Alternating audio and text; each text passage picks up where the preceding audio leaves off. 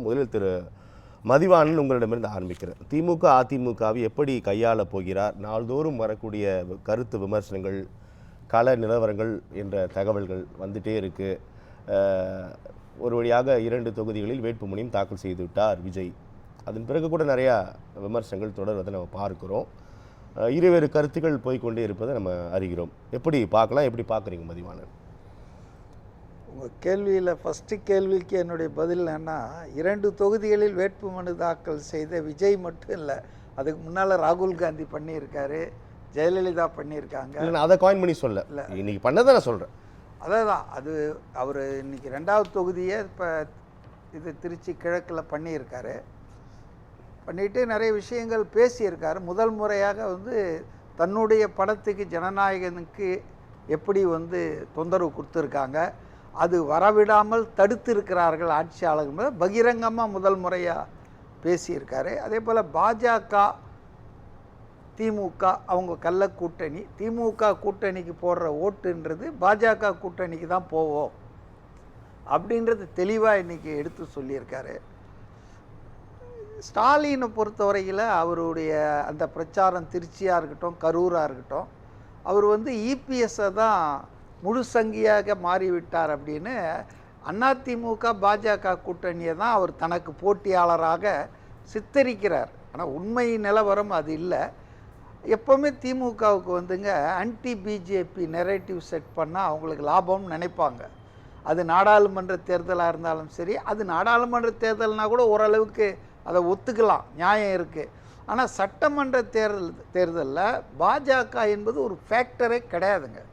பாமகவை விட, அப்கோர்ஸ் ஒன்றிணைந்த பாமக இன்றைக்கி நான் சொல்ல முடியாது, பாமகவை விட குறைவான வாக்கு சதவீதம் வச்சிருக்கிற கட்சி தான் பாஜக.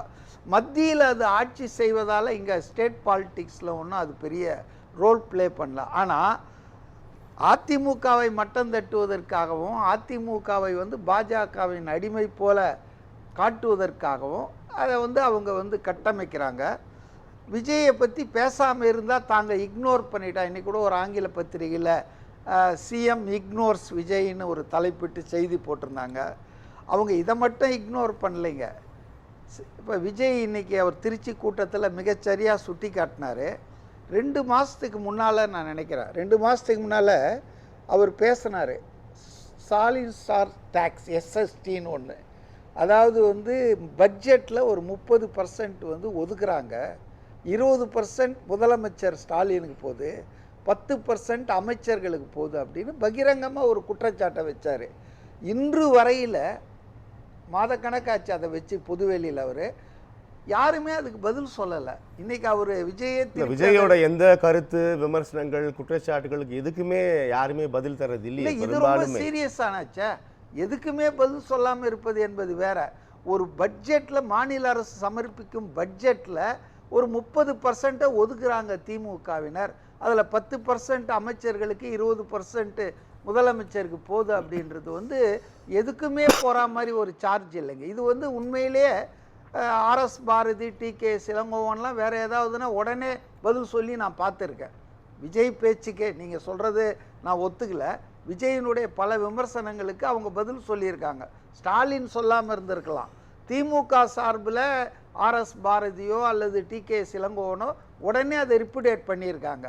அப்படி இருக்கும்போது யாருமே திமுக சார்பில் இந்த குற்றச்சாட்டை இது ஒரு தவறானது, அபாண்டமானது, நாங்கள் இதுக்கு வழக்கு தொடுப்போம் அப்படின்லாம் ஒன்றுமே சொல்லவே இல்லை.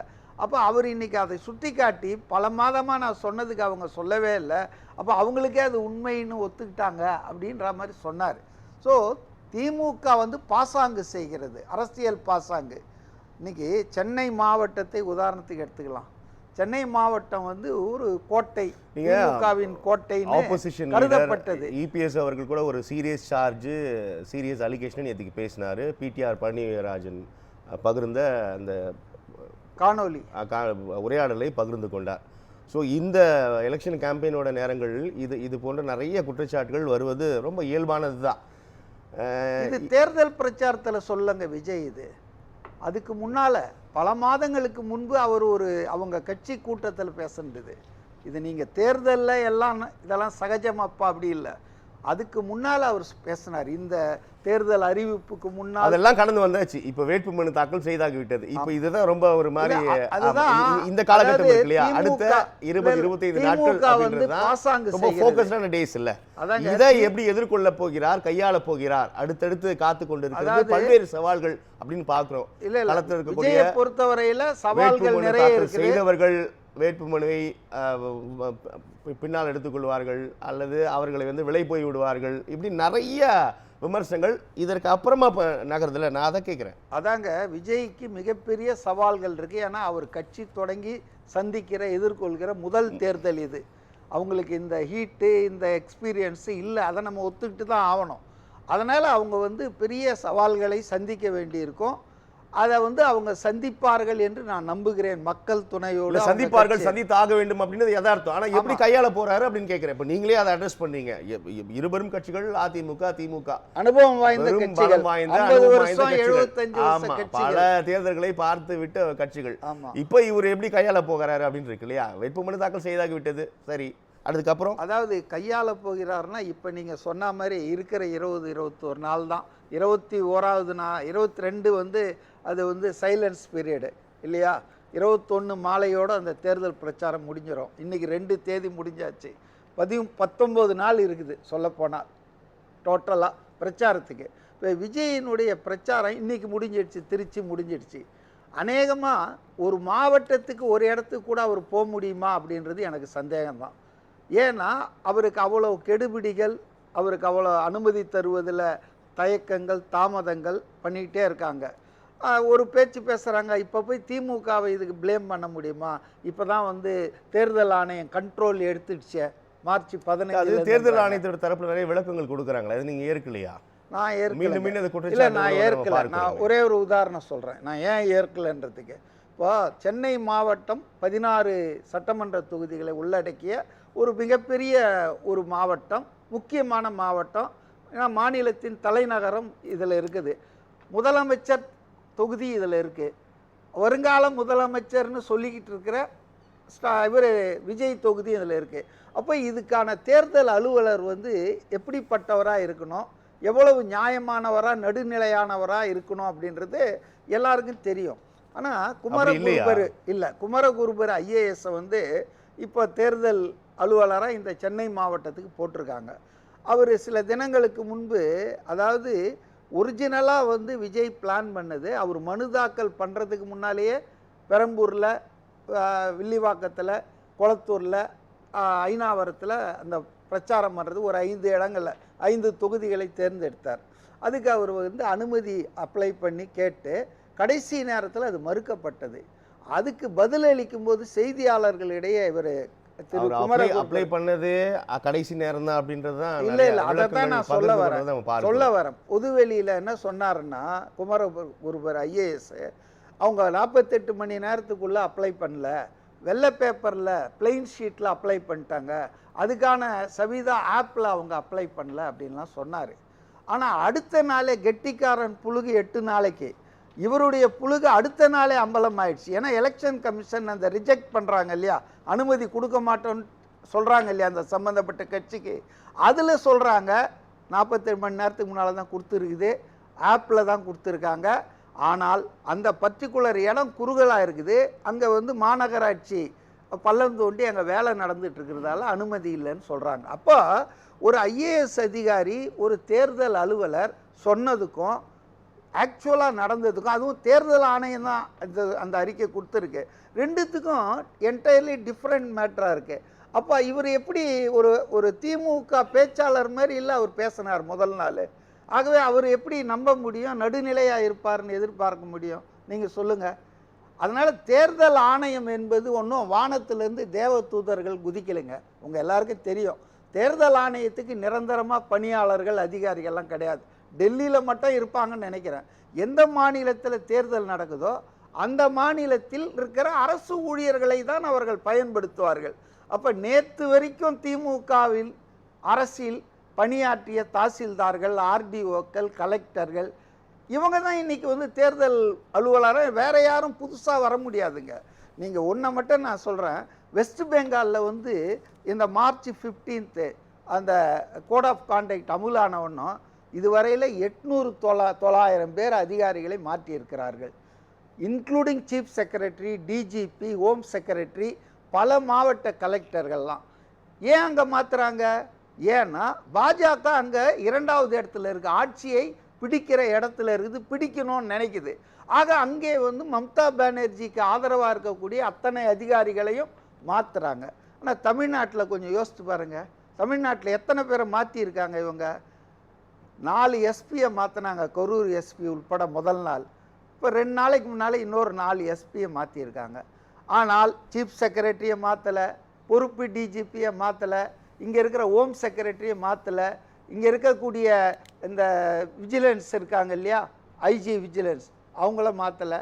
அப்போ இன்றைக்கி இன்டெலிஜென்ஸ், விஜிலன்ஸ்ன்னு சொன்ன தப்பு, இன்டெலிஜென்ஸ். அப்போ இவங்களெல்லாம் மாற்றாமல் நீங்கள் ஏதோ நிர்வாகம் இவங்க கையில் வந்துட்டா மாதிரியும், மு.க. ஸ்டாலின் காரில் தேசிய கொடியை கழட்டின ஒன்றும் பவர் பூரா அர்ச்சனா பட்நாயக்கு வந்துட்டா மாதிரியே நினச்சா நம்மளே ஏமாற்றிக்கிறோம் தான். அதே பழைய குருடி கதவு திரடி தான், அதே அதிகாரிகள் தான். இப்போ இவர் நம்ம தேர்தல் அலுவலர் சென்னைக்கு இருக்கார், அவரை சேகர் பாபு ஒரு கட்டத்தில் சிஎம்டிஏ அவருக்கு கிடைச்ச உடனே தனக்கு அவர் தான் வரணும்னு காத்திருந்து மாற்றலில் வாங்கிய அதிகாரி. இப்போ சென்னை மாவட்டத்துக்கு இன்சார்ஜ் அமைச்சர் யாருன்னு நினைக்கிறீங்க? சேகர் பாபு தான். சென்னை 4 பிரிவு என்ன இருக்குது, அதில் ஒரு பிரிவின் திமுக மாவட்ட செயலாளராக சேகர் பாபு இருக்கார். அப்போ அவருக்கு நெருக்கமான ஒரு அதிகாரி, ஐஏஎஸ் அதிகாரியை சென்னை மாவட்டத்தின் தேர்தல் அலுவலராக போடுவதன் மூலம் அவங்க என்ன சொல்ல விரும்புகிறாங்க, என்ன அடைய விரும்புகிறாங்க? ஆகவே தேர்தல் ஆணையம் தான் இதுக்கு பொறுப்பு, திமுக அரசுக்கு எந்த பொறுப்பும் இல்லை. கொளத்தூரில் அவர் பெரம்பூரில் பிரச்சாரம் பண்ணிட்டு வராரு, கொளத்தூரில் அவர் வரும்போது ஒரு போலீஸும் இல்லை. எப்படி இது நடந்தது? அதாவது தேர்தல் ஆணையம் அனுமதித்த நேரத்தில், அனுமதித்த இடத்தில் அவர் வராரு. இவ்வளோ பேர் வருவாங்கன்னு ஒரு இன்டெலிஜென்ஸ் இன்புட் இருக்காதா காவல்துறைக்கு? திமுக அதிமுக எப்படி கையாள போகிறார் என்பதை விட தேர்தல் ஆணையத்தை எப்படி கையாள போகிறார் அப்படின்றது அதுதான் நிறைய கருத்துக்களை நீங்க பகிர்ந்து கொண்டீங்க. நம்ம தொடர்ந்து பேசலாம். திரு மதிவாணன், மக்கள் தீர்ப்பு தொடர்பாக உங்களுடைய கருத்து பார்வை. தொண்டர்கள் பலம், தீவிர பிரச்சாரம், கையாளுவது கடினம் அப்படின்னு ஏறக்குறைய ஒரு சரிவிகிதத்தில் வழங்கி இருக்கிறார். 50-50 தான் கொடுத்துருக்காங்க. தேர்தல் களத்தில் மிச்சம் இருக்கும் 20 நாட்களை எப்படி விஜய் கையாள போகிறார்னு ஒரு சர்வே, இந்த தலைப்பு இருந்திருந்தால் இன்னும் நல்லா இருந்திருக்கும் அப்படின்றது என்னுடைய கருத்து. சில விஷயங்கள் மட்டும் சொல்கிறப்ப, புதிதாக 2 வருஷம்தான் ஆன கட்சி, அது தடுமாறி தான் வரும். அது 75 வருஷ கட்சி அனுபவமோ 50 வருஷ கட்சி அனுபவமோ இல்லை. விஜய்கிட்ட பல குறைகள் இருக்கின்றது, இல்லைன்னு நம்ம சொல்ல முடியாது. ஆனால் இஸ் ஃபாஸ்ட்லி லேர்னிங். இப்போ அந்த கட்சியில் 1.5 கோடி இன்றைக்கி உறுப்பினர்கள் இருக்கிறதா சொல்கிறாங்க அதிகாரப்பூர்வமாகவே. அதாவது 1,50,00,000 பேர். இப்படி கோடிக்கணக்கில் தமிழ்நாட்டில் உறுப்பினர்கள் கட்சிகள் இன்னும் 2 தான் இருக்குது, திமுக அதிமுக. அப்போ அவங்கெல்லாம் 50 வருஷம் 75 வருஷமாக இந்த 1 கோடி தாண்டி இருக்காங்க. 2 வருஷத்தில் தாவேகா 1.5 கோடியை தாண்டி இருக்கும்போது இதை நம்ம ஒரு பெரிய அளவுகோலாக தான் பார்க்கணும். அடுத்தது உதாரணத்துக்கு பெரம்பூர் தொகுதியில் விஜய் போட்டி போடும்போது போறாருன்றது முன்னாலே தெரியும். அப்போ அந்த கட்சி செயல் வீரர்கள் கூட்டத்தில் அந்த மாவட்ட செயலாளர் சிவான்ற ஒரு பேசினார். அவர் கரெக்டாக தான் சொன்னார், அது உண்மைதான். அதுக்கப்புறம் நான் விசாரித்தேன். அந்த தொகுதியில் மட்டும் 40,000 கட்சி உறுப்பினர்கள் இருக்கிறார்கள் தாவேக்காவுக்கு, பெரம்பூர் தொகுதியில் மட்டும். நீங்கள் அதிகமாக ஒன்றும் உடம்பு அழட்டிக்க வேணாங்க. இந்த 40,000 பேர் இன்னொரு ஆள்கிட்ட பேசினாலே 80,000. 3 பேர் அவங்க 2 பேரை கன்வின்ஸ் பண்ணாங்கன்னா 1,20,000. ஸோ இதுதான் அவர்களுடைய பலம், இந்த தொண்டர்கள், இந்த கட்சி உறுப்பினர்கள் அப்படின்றதுக்கு இது ஒரு ஆதாரமாக சொல்கிறேன். அடுத்தது மணி சார் சொன்னது ரொம்ப கரெக்டு. அதாவது 2 கட்சிகள் மேலேயும் மிகப்பெரிய அதிருப்தி இருக்குங்க. இவங்க 32 வருஷம், இவங்க 30 வருஷம் ஆண்டுட்டாங்க. அதனால் மாற்றம் வேண்டும் என்று தமிழக மக்கள் தவம் இருக்காங்க.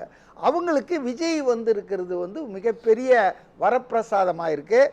2வது நான் ஒரு ஹிஸ்டாரிக்கல் ஃபேக்டை சொல்கிறேன். 1971 இன்று வரையில் ஒரு 60 வருஷத்தில் திமுக never get reelected. Colour TV கொடுத்தப்பவும் தோத்துருக்கு, 15 கட்சி கூட்டணி வச்சப்போ கலைஞர் தோத்துருக்காரு. ஸோ ரீஎலெக்டட் ஆவறதுன்றது திமுகவுக்கு 60 வருஷமாக நடக்காத விஷயம். ஸோ இந்த வாட்டியும் அதுதான் அந்த நடக்க போகுது. பக்கத்துல எம்ஜிஆர் தலைமையிலான அதிமுக 3 முறையும், ஜெயலலிதா தலைமையிலான அதிமுக 2 முறை அது வெற்றி பெற்ற நடந்தது. வரலாறு திமுக வரல.